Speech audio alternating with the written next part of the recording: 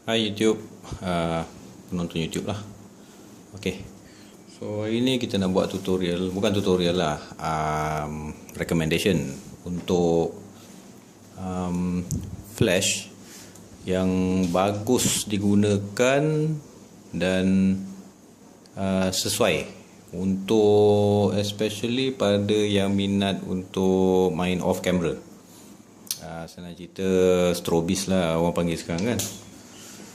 Okay, sekarang kat market especially, okay, ni I spesifik kalau let's say pengguna tak kisahlah actually, pengguna Nikon ke Canon ke Sony ke Olympus apa-apalah tak kisah. So after all kalau off camera ni dia dah tak kisah dah, dia pakai brand apa pun flash tu. Unless kalau you pakai Nikon CLS, then you gonna pakai flash Nikon lah, yang compatible lah kan. So kalau you pakai flash Canon macam mana you nak main CLS. Okay, so sekarang ni I tak akan touch pasal CLS. I nak touch in general. Kalau let's say you suka main off camera flash lah, suka main lampu lah contoh kan. Sekejap I close up sikit.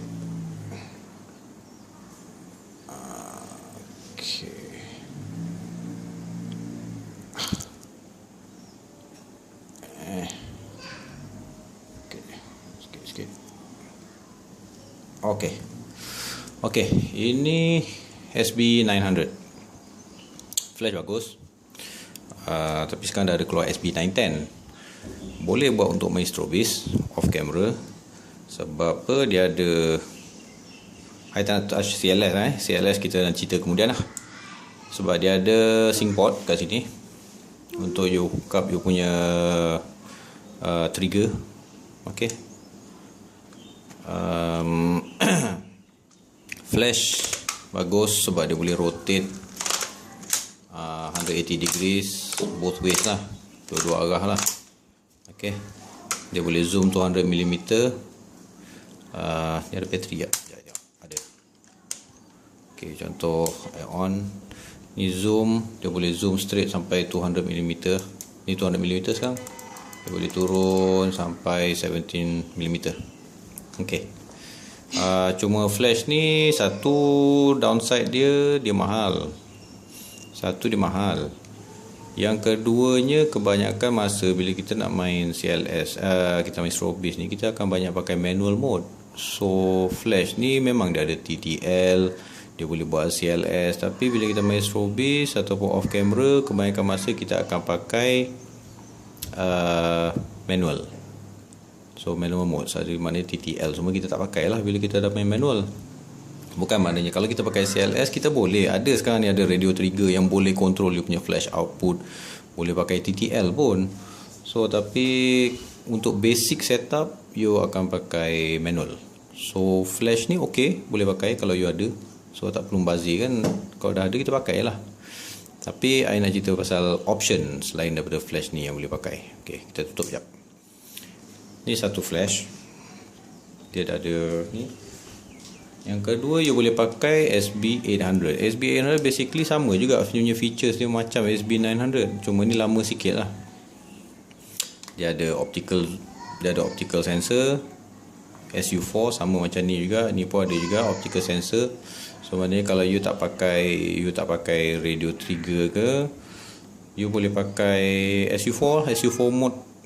Tu spesifik lah, Nikon spesifik lah, SU4. Maknanya kalau ini trigger flash ni apa, kalau let's say flash ni trigger, dia akan automatically trigger flash yang ni lagi satu, provided sensor ni boleh nampak lah cahaya. Tapi sensor untuk Nikon ni SU4 mode ni dia very sensitive. So memang kebiasaannya tak pernah ada problem lah. Kalau let's say flash ni dia trigger je, automatically flash yang kedua ni pun akan trigger juga. So far tak pernah ada problem lah. Unless kalau you duduk dekat matahari terik dekat luar, dan kemungkinan dia terpaksa lawan keterikan cahaya matahari yang luar tu, dan dia ada masalah sikit lah, kadang-kadang dia tak nampak. Tapi you still boleh rotate lah head dia kan. You rotate head dia ke sini ke sana supaya sensor ni akan nampak you punya flash, cahaya flash yang burst tu. Okay, so flash ni trigger, dia akan automatically trigger flash yang lagi satu ni. Okay, itu kelebihan dia lah. Okay, ini dua flash. Kekurangan flash ni, yang one thing, satu flash ni dah tak keluar. And then kalau second hand market pun, kalau you beli pun still mahal.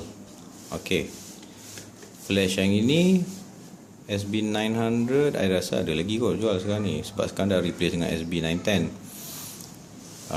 Bukan kekurangan, kelebihannya dia ada banyak sangat feature yang kadang-kadang bila kita pakai main strobe, especially bila kita pakai manual, kita tak perlukan feature-feature macam TTL semua tu. So pointless lah kalau kita ambil. So another alternative untuk dua flash ni, okay, flash ni okay, dua-dua ni okay, cuma I cuma bagi alternatif lah selain daripada flash ni lah, is flash yang ini. Ini SB80 DX. Okay, SB80 ni macam SB900 juga kalau tengok, lebih kurang macam SB900. Tapi flash ni dia tak ada TTL. Dia ada TTL mode tapi compatible untuk dengan kamera yang rasanya D1 kot. D100 tapi lama je lah, dia dah tak ada iTTL lagi dah. So dia tak compatible dengan latestnya. Sekarang kamera Nikon dia pakai iTTL, dia tak ada. So tak boleh pakai dah auto mode. So tapi yang bestnya flash ni dia pun ada optical trigger juga, SU4 juga, sensor.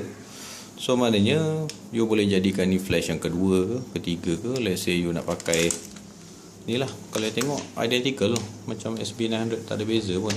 Cuma beza dia tu je lah, dia ada optical trigger and dia ada sync port kat sini. Kalau you nak pakai wireless trigger kan, radio trigger macam Pocket Wizard ke apa kan, so you boleh hook up kat sini. Kalau you tak ada, nak jadikan flash ketiga, dia ada sensor. Jadi sensor tu akan detect juga bila ada cahaya flash yang keluar, dia detect, automatically flash ni pun goes off, dia boleh jalan. So alternatif. Dan flash ni kalau tengok kat used market, saya ingat dalam 400 kot, berapa, 400 setengah je tu. Kalau nasib baik boleh dapat bawah 400. So okay, usable, bagus. So far tak ada problem. GN guide number lebih kurang sama macam ni, macam SB800, cuma dia lama sikit. Okay, kalau bagus, kalau dia dapat cari flash ni untuk main strobis, boleh pakai. Kalau selain daripada flash ni, satu lagi option, you boleh pakai ni SB28. SB28 pun satu, cuma dia tak ada optical trigger lah, dia tak ada SU4. Yang ini ada, ini memang ada lah. Yang ini tak ada SU4 mode, tapi you ada sync port kalau you pakai radio trigger. So bagus, flash ni sesuai, boleh pakai. Dia boleh zoom sampai 85mm. Dia ada bounce cut, tapi itu semua tak penting sangat lah. Wide angle diffuser, yang penting kita boleh trigger off camera, tapi dengan syarat you kena ada radio trigger. So you cocok dekat sini, dekat sync port ni, so you boleh pakai radio trigger untuk run flash ni. Okay, so option lah ni. Ingat kalau, tapi still juga saya tengok orang jual dekat luar ni, sebab since orang dah semula sibuk main strobis, banyak orang jual dalam 300-400 juga flash ni. Tapi okey jugalah, better off daripada you pakai SB900 ke kan. SB900 masa saya tengok sekarang pun market, masa mula-mula beli dulu harga dia dah turun sikit, 1,300. Sekarang orang masih jualan range around 900 lebih. So instead yang kat satu ni, you boleh dapat dua flash ni, ataupun dua flash ni untuk main strobis. So lagi praktikal lah, lagi save budget. Okay, ataupun nak lagi murah, you boleh pakai ni Nikon SB24. SB24 pun sama juga, tak ada optical trigger tapi dah ada radio trigger. You boleh cocok kat sini sync port ni, contoh macam ni. Okay, tunjuk contoh lah. Sebab kalau main off camera, I pakai radio trigger. Kita akan contoh macam ni. I ambil ni kabel, sync kabel ni, cocok kat sync port sini. Yang satu lagi ni cocok dekat pocket wizard contoh ni. Kat sini. Okey, cocok kat pocket wizard. Bila satu lagi pocket wizard transmitter dekat atas kamera, dekat hot shoe, bila you shutter button tu release je, automatically flash ni pun akan trigger sekali off camera. So you boleh letak jauh kamera kat sini. So itulah application yang boleh pakai. Saya bagi option je lah kan. Contoh kalau you nak pakai tu, you tak nak pakai flash yang mahal, dan tak perlu pun kalau you nak, especially kalau main strobis, you tak perlu flash yang mahal, flash yang biasanya. Yang penting dia ada sync port, and dia boleh, kalau dia ada sync port, you boleh attach you punya trigger. Kalau tak ada sync port pun, dia ada optical trigger macam ni, dia boleh jadi slave. Dia akan detect cahaya mana-mana, cahaya flash yang tu dia akan detect, lepas tu flash ni pun akan go off. Boleh pakai. Okay, so ini je lah buat sementara waktu ni. So lepas ni mungkin ada video lain, kita akan buat cerita pasal triggers pula, ataupun maybe CLS. Okay, video, bye.